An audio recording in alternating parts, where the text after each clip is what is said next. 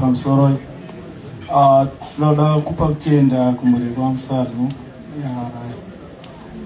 kwamakurira mureko wamutongizo. We thank you so much for the support. Totenda mazuva nguva yekuya musacrifice kuti tipemberere chinhu chakanaka ichi.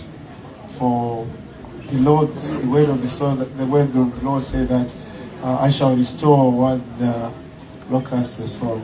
So ndoda kupa kutenda because Mwari vanopa vanodzorera even 100 folds, ende Mwari anoropafadza chakashoreka.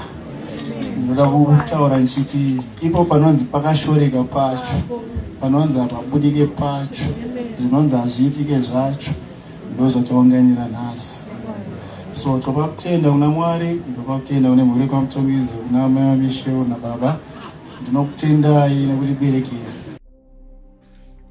Congratulations to radio and social media personality Michelle Mutungizo, popularly known as Yaya Good Vibes, who got married to Jadel Football Academy owner and former motor action player Walter Rangers Musano.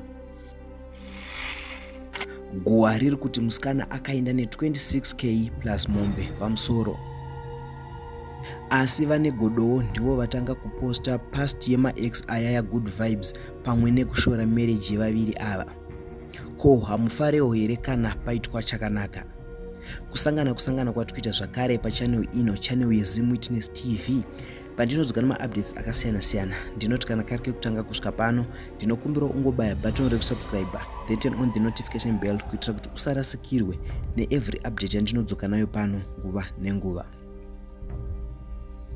Ladies and gentlemen, ndadzoka nenyaya inofadza kwazvo kunyanya kumafans nemafollowers aYaya Good Vibes, uyo akaroorwa muzuva ranezuro 9 May 2026.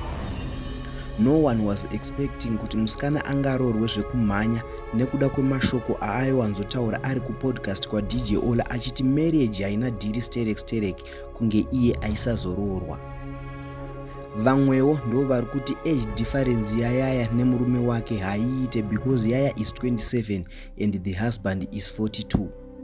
Vamwewo pekutanga vaiti aiwa maskits aya, but vazobvuma vega kuti zveshuwa musikana is now off the streets. Vamwewo ndo vari kuti vanhu ava havana kumbodanana nguva yakareba, vabva vatongoroorana vanga vadzidzana nguvai. But ese mashoko aya ari kunyanyotaurwa nevavengi vaYaya.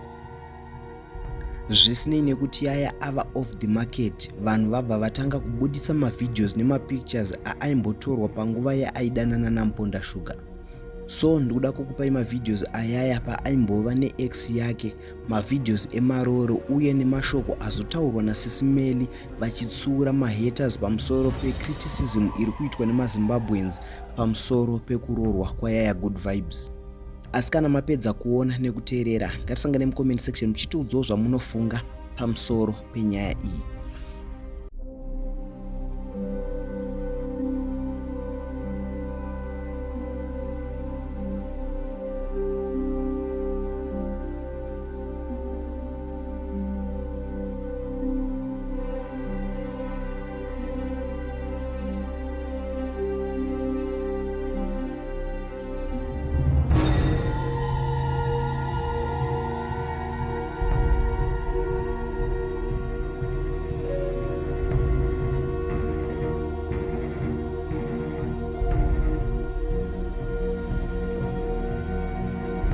Pamusoro tinoda kupa kutenda kumureko wamusarno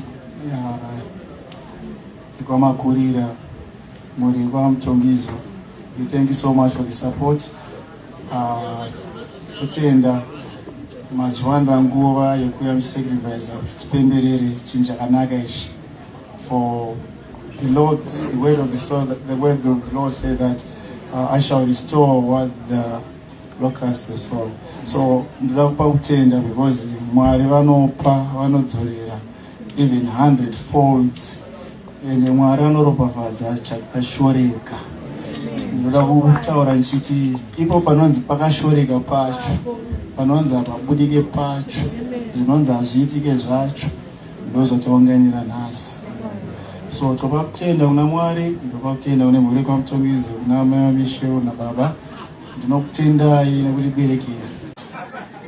Well, the picture yako ameno akafika masiri kunge mpostori kunge ya kutotrenda kunzanzi ya kutororwa hapa ala na ona zvapera basi. Zvakaoma. But anyways, as part of gift, I think ndoda kupisawo 100,000. Sezvo babviswa 50,000. I'm capable to bring 100,000. So I'll go to the test. So thank you so much.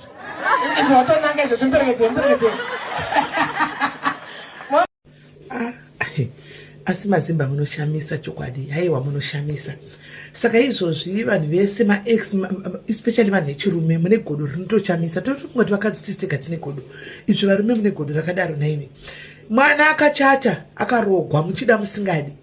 Maposta andiri kuona soka, zvakaoma vanhurume. KuTwitter, kuFacebook. Muri kunyora kuti hey muchiburisa mwana uyu yaya ane ex-boyfriend. Uyu wemateki uyu. Handimaona magic wacho. Muchinyora muchimukatuna muchidini muchiburisa zvimapicture zvakudhara muchiburisa zvimauyu zvakudhara dambokubvunzai zvine basa rei. Saka imi munoexpera paage yake 20 something akafa kunga asina ex. Kana muchatsakushesa brain chaiko paage yake she's 20 something late 20s kuma 29 28. Saka you think utanga dei asina mboita ex. Dei anga asina mboita ex musina mbovhera makona ex yake zvino mukade muri kutaura zvakawanda wanda kuti ane sari chichi what makanga makatarisa maita harogwi vamwe muri kutanze muti wemusango urira zorogwa urira zodai hani maona makaura naye here makaura naye piteni sevanhu vevarume munogwadziwa so muri kuita kurwadziwa asi maimudawo ko makadingoinyinga kana maimuda makadingositsa shoko. You have defeated atorwa, he's off the market. Get that into your thick skulls vanhurume muri kunyora mose muchikati namuchiunza ex-boyfriend na ex-boyfriend ane basa rei then asina ex ndiani ma-ex kwete ex asina ma-ex ndiani imimi chekuchopa makanorora vakadzenyu vanga vari mavigin vakadzenyu vanga vari sealed vakadzenyu chikwanirei imi hamusi kuona zvima-marriage type zvakawanda kwatina chimugamboko zvichiunza vana vasiri vevarume simply because vanhu memusina kuzvibata memusingasiyi because inenge iri marriage type hapana nhanga ichimufungira imhosva here asi zviri kuitika senai naya yamedwe let her be let her shine it's a moment and akatororwa vamwe matotanga murume wake matotanga kuti murume uyu akazodai murume